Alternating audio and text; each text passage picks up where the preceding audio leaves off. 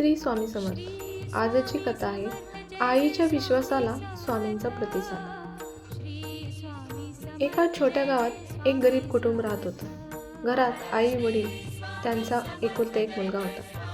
परिस्थिती खूप कठीण होती, पण त्या घरात रोज स्वामी समर्थांचं नाव घेतलं जायचं. आई रोज सकाळी दिवा लावून म्हणायची, स्वामी आमच्या घरावर कृपा ठेवा.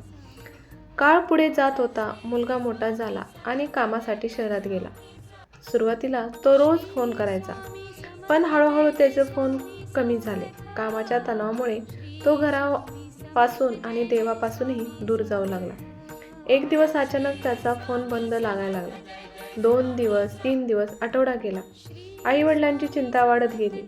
आई रोज स्वामींच्या फोटोसमोर बसून रडायची, स्वामी माझ्या लेकराचं रक्षण करा. गावातील लोकही म्हणू लागले, इतक्या मोठ्या शहरात काय झालं कोण जाणे. पण त्या आईचा विश्वास तुटला नाही. एका रात्री आईला स्वप्न पडलं. स्वामी समर्थ शांतपणे तिच्या समोर उभे होते. ते म्हणाले, घाबरू नकोस, तुझा मुलगा सुरक्षित आहे. आई जागी झाली. तिच्या डोळ्यातून अश्रू होते, पण मनात एक वेगळी शांतता होती. दुसऱ्या दिवशी दारावर टकटक झाली. आईने दार उघडले. समोर तिचा मुलगा उभा होता.